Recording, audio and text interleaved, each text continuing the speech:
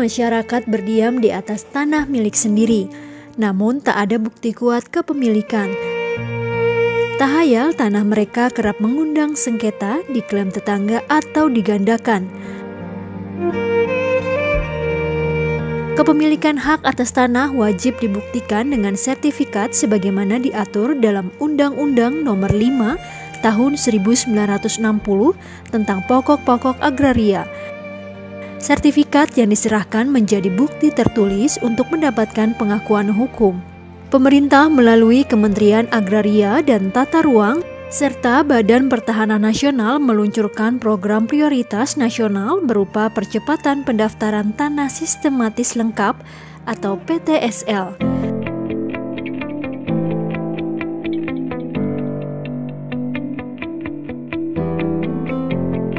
PTSL merupakan proses pendaftaran tanah untuk pertama kali yang dilakukan secara serentak, meliputi semua objek pendaftaran tanah yang belum didaftarkan di dalam suatu wilayah desa atau kelurahan atau nama lainnya. Melalui program ini, pemerintah memberikan jaminan kepastian hukum atau hak atas tanah yang dimiliki masyarakat. Problem di negara kita Indonesia, setiap saya pergi ke desa, setiap saya pergi ke kampung, selalu yang menyampaikan di telinga saya ini rakyat, Pak, tanah saya sengketa, Pak, ini ada konflik tanah. Kenapa itu terjadi? Karena rakyat tidak pegang sertifikat. Tanahnya ada, sertifikatnya nggak ada. Ini konflik sengketa lahan dimulai dari situ.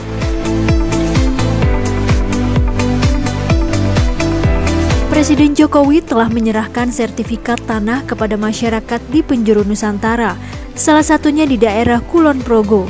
Acara penyerahan sertifikat digelar di Gedung Taman Budaya Kabupaten Kulon Progo pada 31 Januari 2020. Sebanyak 3.218 sertifikat diserahkan kepada masyarakat dari 5 kabupaten dan kota, yakni Kota Yogyakarta, Kabupaten Sleman, Kabupaten Bantul, Kabupaten Kulon Progo, dan Kabupaten Gunung Kidul. Di tengah acara, Presiden Jokowi berdialog langsung dengan penerima sertifikat. Sertifikat mau dipakai untuk agunan. Iya, Pak. Ini berapa meter persegi? 200 meter persegi. 200 meter persegi. Saya cek dulu. Keliru loh. Lebih sedikit. Oh, nggak boleh loh ya. Harus tahu pasti tanah kita itu berapa. Tercantum di sini 208 meter persegi.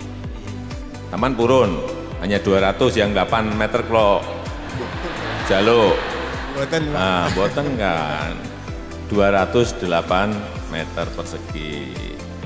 Mau dipakai untuk agunan ke bank, jaminan ke bank. 5 juta dipakai untuk apa kalau boleh saya tahu? Modal usaha, Pak, sama modal usaha genopo. Modal usaha apa? Jualan apa?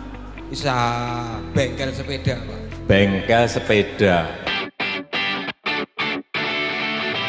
Itulah Presiden Jokowi, selalu membuat gelak tawa rakyatnya. Suasana pun semakin cair karena candaan mereka. Tanpa perlu meninggalkan kewibawaannya sebagai kepala negara, Jokowi bisa berbaur tanpa kendala bersama masyarakat di berbagai lapisan. Hal itu dilakukan saat mengunjungi Pasar Ikan Modern atau PIM Muara Baru, berlokasi di Penjaringan, Jakarta Utara. Presiden Jokowi berkeliling pasar dan menghampiri para pedagang. Selain meninjau harga jual, ia juga membeli hasil laut. Setelah dibangun selama kurang lebih 1 tahun, PIM Muara Baru diresmikan oleh Presiden Joko Widodo pada 13 Maret 2019.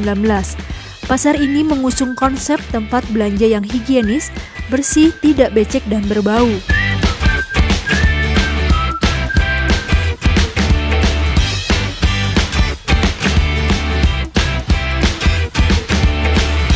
Bangunan PIM Muara Baru seluas 2 hektar. Dibangun di atas lahan sekitar 4 hektar dengan menghabiskan dana APBN sebesar 150 miliar rupiah.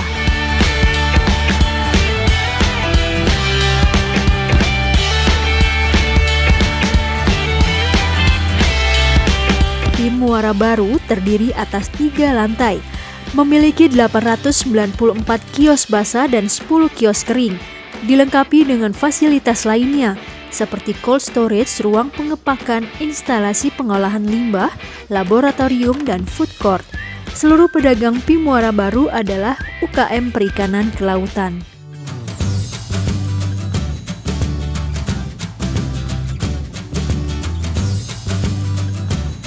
Bisa jual ikan berapa?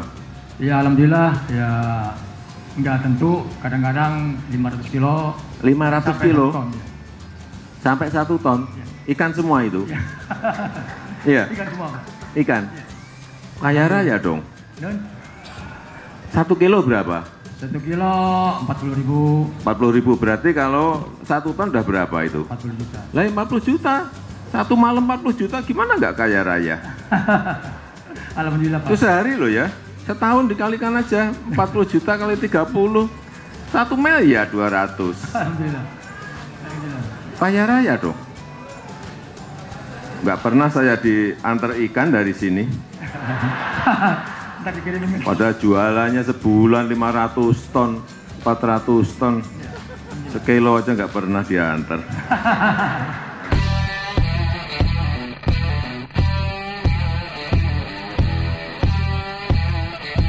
Kehadiran Pim Muara Baru memberi warna bagi citra produk perikanan dan kelautan Indonesia dan menjadi destinasi wisata bahari serta kuliner di wilayah utara.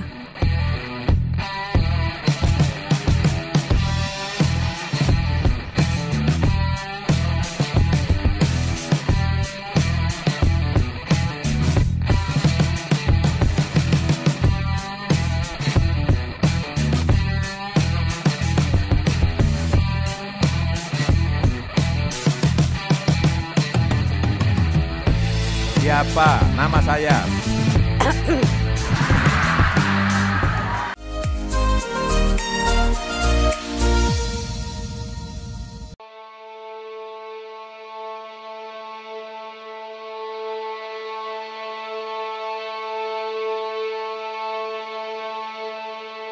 Sebuah karya tidak akan terrealisasi begitu saja. Apalagi kita hidup di negeri kepulauan terbesar di dunia.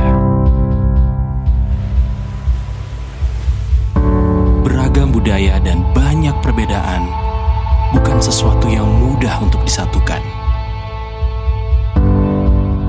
Bekerja secara profesional tidaklah cukup. Butuh lebih dari itu.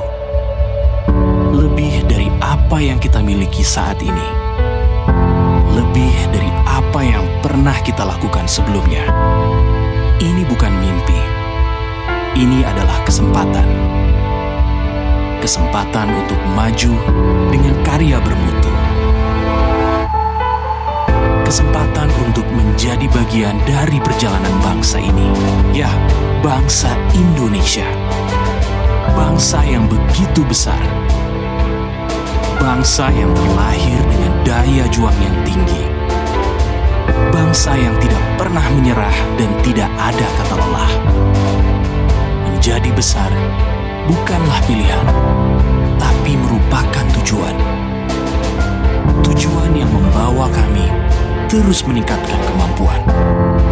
Beradaptasi pada setiap perubahan, merencanakan dan mengevaluasi tanpa henti. Bersama Waskita, membangun Indonesia.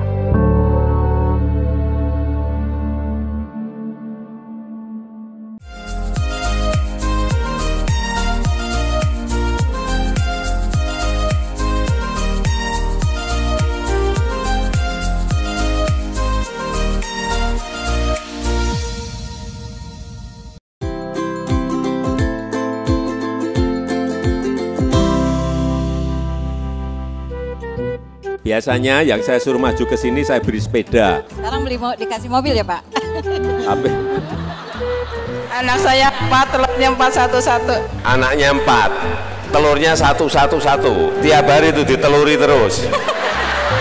Senangnya yang kinis-kinis ya Pak, yang baru lulus. Nangkep. Kalau saya senang yang berpengalaman kalau saya. Siapa? Nama saya. Sekarang. Iya sekarang. Masa besok? Kami mempunyai 2.000 nelayan, 80% adalah nelayan perempuan, tangkap ikan dan tangkap buaya. Sebentar. Jadi di Mamberamo itu tidak ada nangkap ikan saja, nangkap buaya juga? Iya, nangkap buaya. Bener, juga, Pak. tapi nanti tahun depan Ibu ditambah 2 kali lipat, mau enggak? Mau banget Pak, mau banget. Ih, gak cuma Bener, mau Pak. mau banget. Banget Pak. Anak saya sekarang seperti ini karena income saya tambah gitu toh. Iya kayak gitu.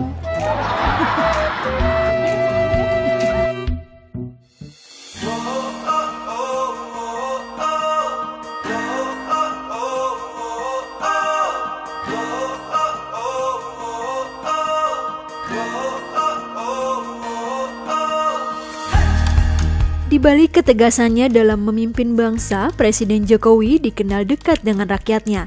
Tak hayal sosoknya yang karismatik membuat dirinya disukai oleh para perempuan Indonesia. Kehadirannya selalu dinanti. Hal tersebut terlihat saat Presiden Jokowi olahraga di Kebun Raya Bogor.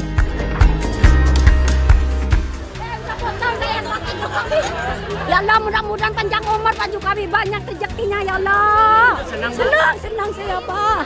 Jangan semua ya Allah.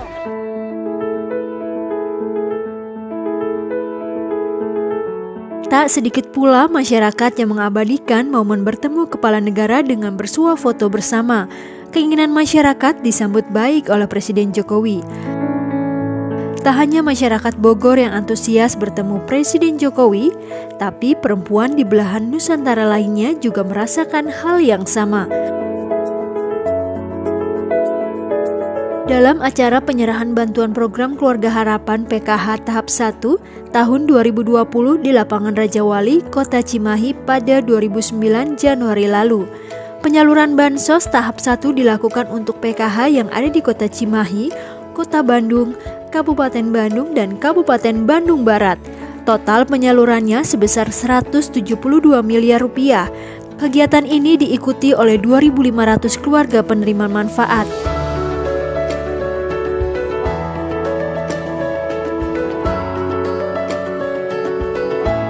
Bantuan sosial PKH tahap 1 secara nasional senilai 7 triliun rupiah atau 24% dari total anggaran PKH 2020 yang nilainya mencapai 29,3 triliun rupiah. Di tahun ini, jumlah penerimaan manfaat PKH ditambah dari 9,2 juta menjadi 10 juta keluarga.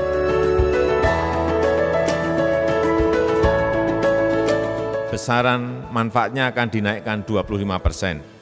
Misalnya, komponen ibu hamil naik dari 2,4 juta rupiah menjadi 3 juta rupiah per tahun. Komponen anak usia dini 3 juta rupiah per tahun. Komponen disabilitas 2,4 juta rupiah per tahun. Dan kebijakan ini efektif mulai April 2020. Program PKH bertujuan untuk membantu kesejahteraan dan kesehatan keluarga. Masyarakat juga bisa menggunakan sebagian bantuan PKH untuk membuka usaha dalam rangka menambah penghasilan keluarga, sehingga nantinya para penerima manfaat bisa mandiri dan sejahtera. 1 juta. Boleh. 1 juta, oke, nggak apa-apa. Ambil 1 juta. Mau dipakai apa? Buat beli tas sama sepatu anak sekolah Pak. Tasnya harganya berapa? Sepatunya harga berapa? Nggak tahu. Nah ini. Nah, saya beritahukan. Kalau ingin mengambil uang, ambil 1 juta. Di sini sudah punya perencanaan mau dipakai apa? Oh, lihat dulu tas. Oh, tas harganya 200.000. Sepatu cek, oh sepatunya 300.000 berarti 500.000 cukup. Tidak ngambil 1 juta.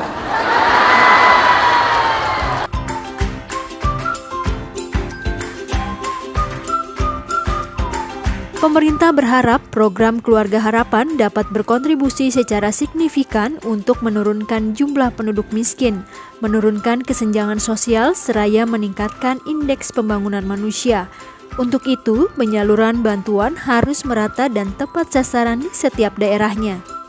Tapi nanti tahun depan Ibu ditambah 2 kali lipat, mau enggak? Mau banget Pak, mau banget. Wih, gak cuma Bener. mau Pak. Mau banget. Banget Pak. Karena saya nggak punya suami Pak. Ini kebantu banget. Oh, terbantu banget. Terus dipakai untuk apa? Pertanyaannya sekarang, uang ini dipakai apa? 1. Untuk anak sekolah. Untuk anak sekolah. Untuk belanja. Untuk anak sekolah itu untuk apa? Untuk beli ongkos apa? Sekolah pagi. Ongkos sekolah? Iya. Oh, apa uang jajan? Ya, Terus buat belanja sehari-hari, buat beli telur. Telur untuk siapa itu? Untuk anak Pak. Untuk anak, oke, bener. Terus. Program Keluarga Harapan memang dirasa besar manfaatnya bagi masyarakat. Presiden Jokowi selalu berpesan penerima manfaat selalu bijak dalam penggunaan dana bantuan. Diharapkan program ini terus berkelanjutan.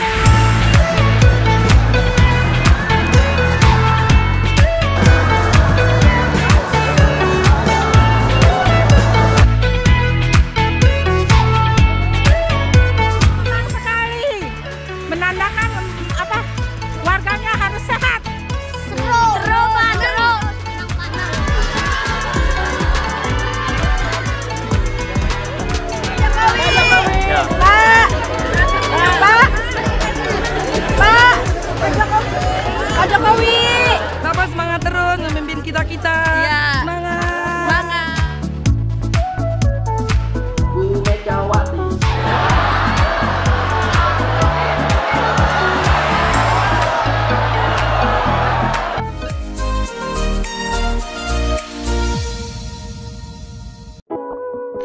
Pernah kepikiran nggak kenapa negara-negara barat lebih maju? Mungkin ada kaitannya dengan SDM mereka, dengan pola pikir dan budayanya. Dalam budaya barat, ada istilah moving out, di mana generasi muda yang sudah menyelesaikan studinya dan bisa hidup mandiri adalah hal yang keren. Tapi budaya ini jelas nggak lazim di negara kita. Kenapa? Karena untuk tinggal sendiri berarti butuh beli atau sewa rumah. Sedangkan bagi generasi muda yang baru saja mulai berkarir, tentu saja ini bukan hal yang mudah. Nah, pemerintah sebenarnya udah punya solusi buat para millennials yang kepengen belajar mandiri, yaitu Rusun PUPR. Karena di Rusun PUPR, para millennials bisa sewa tempat tinggal yang nyaman dan aman dengan sangat murah. Seberapa murah? Ya, yang pasti nggak lebih mahal dari beli sneakers terbaru, nongkrong di kafe, atau beli kuota biar tetap update. Dengan tinggal sendiri, secara tidak langsung, pribadi dan pola pikir generasi muda akan terbentuk menjadi lebih baik. Dan itu keren. Anti Nebeng Club.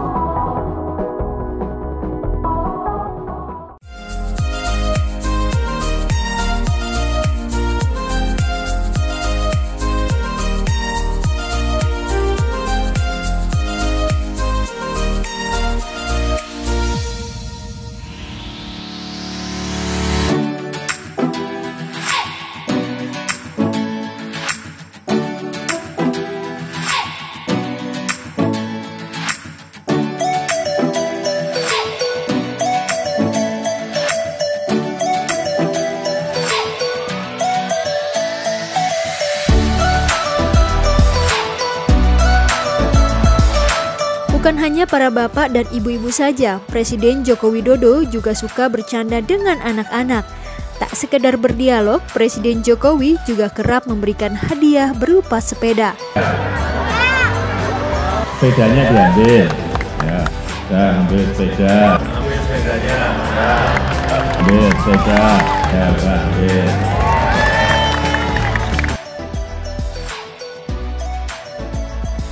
Bagi-bagi sepeda sudah dilakukan dari tahun 2014, tepatnya sebulan setelah Presiden Jokowi dilantik menjadi pemimpin negeri ini. Ada alasan menarik Presiden Jokowi memilih sepeda sebagai hadiah. Pertama, sepeda adalah alat transportasi yang sehat karena bebas polusi dan bisa dipakai untuk berolahraga. Sepeda merupakan kendaraan yang merakyat dan bisa digunakan oleh semua kalangan, baik anak-anak maupun orang dewasa. Ambil sepeda. Ya, ambil sepeda, pilih. Ya.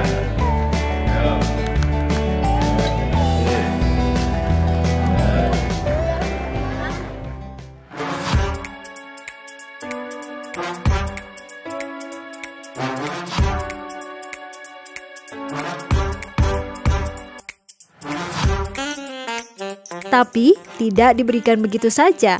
Untuk mendapatkannya, anak-anak harus bisa menjawab kuis yang diberikan oleh Presiden Jokowi. Seperti yang dilakukan saat kunjungannya ke Pondok Pesantren Api Tegalrejo, Magelang untuk memperingati Isra Miraj. Presiden Jokowi memilih secara acak calon penerima sepeda dan terpilihlah Fikri, seorang santri asal Pekalongan.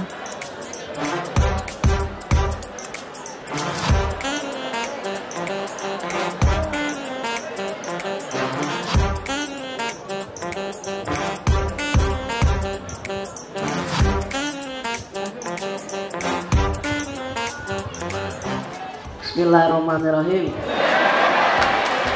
Nama saya Muhammad Askal Fikri dari Pekalongan. 3 saja, nama menteri nggak apa-apa, nama pendeknya nggak apa-apa, boleh. Pak siapa? Nomor 1 Bu Megawati.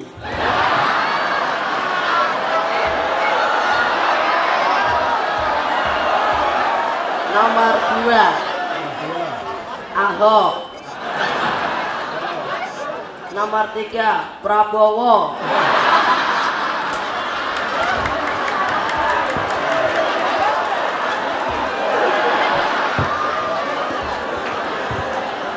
Udah ambil sepedanya.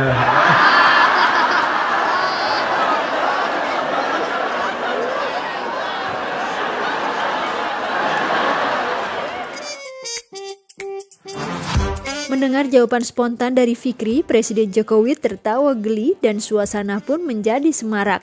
Dan Fikri pun begitu bahagia mendapatkan sepeda meski jawabannya kurang tepat.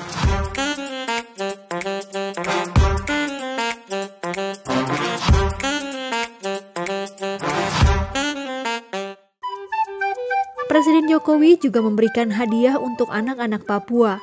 Tapi kali ini bukan sepeda, melainkan berlibur di kota Jakarta. Sebanyak 30 anak diterima Presiden Jokowi di Istana Merdeka Jakarta pada 11 Oktober 2019. Kedatangan mereka merupakan wujud janji Presiden Jokowi.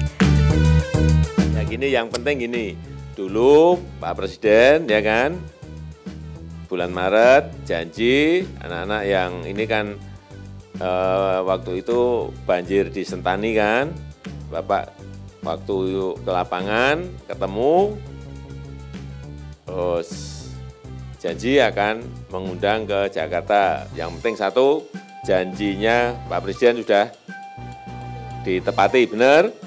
Nah. Di hadapan kepala negara, anak-anak menunjukkan kebolehannya bernyanyi dan memberikan kenang-kenangan berupa topi rumbai dan tas rajut bertuliskan Jokowi Presidenku.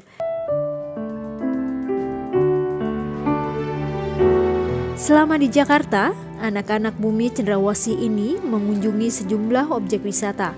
Tujuan pertama mereka ke Museum Nasional, lalu menikmati salah satu moda transportasi bawah tanah yakni MRT.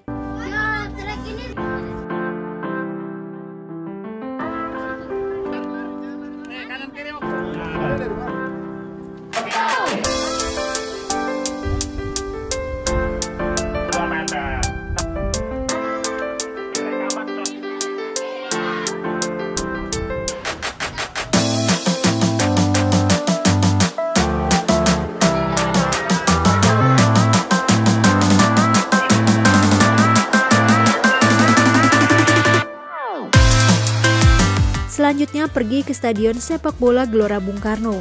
Setelah puas melihat kemegahan stadion, perjalanan anak-anak dilanjutkan ke dunia fantasi. Mereka bergembira menikmati berbagai wahana permainan.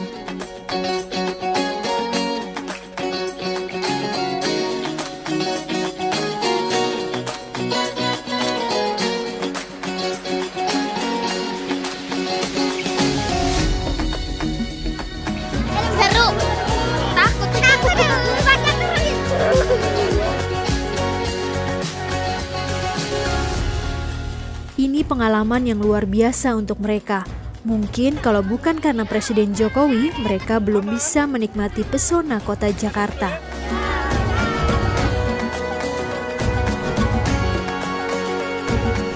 Terima kasih Bapak Presiden sudah mengundang kami ke Jakarta.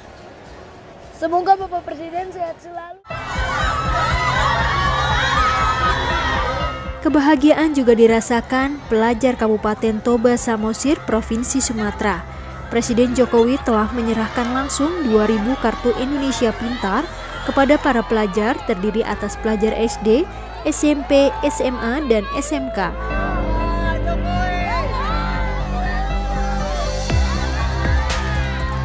Kartu Indonesia Pintar sebagai salah satu program unggulan pemerintah memberikan bantuan dana pendidikan dalam 3 skema pembiayaan. Untuk para pelajar tingkat SD diberikan dana bantuan sebesar Rp450.000 per tahun. Untuk pelajar SMP diberikan Rp750.000, sedangkan untuk tingkat SMA maupun SMK diberikan dana bantuan sebesar Rp1 juta.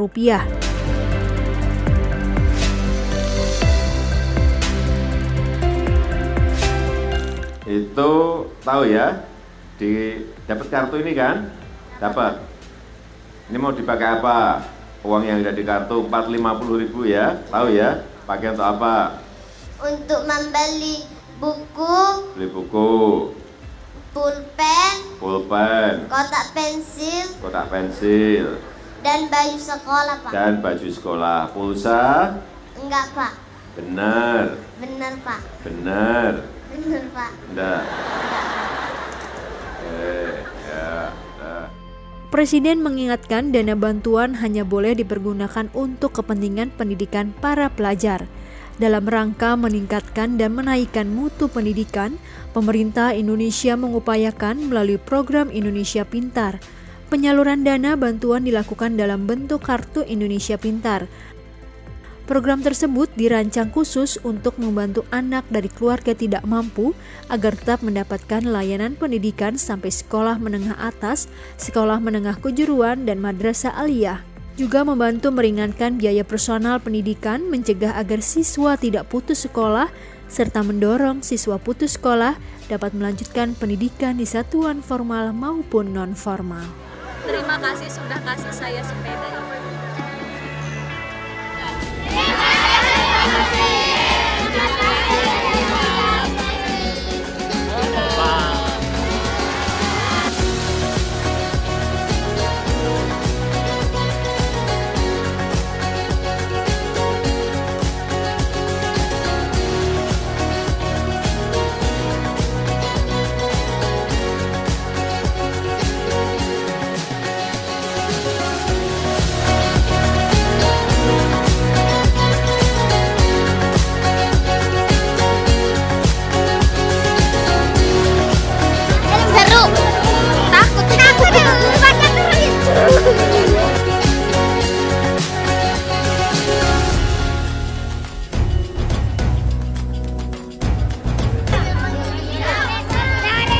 Aman? Naik dulu ya.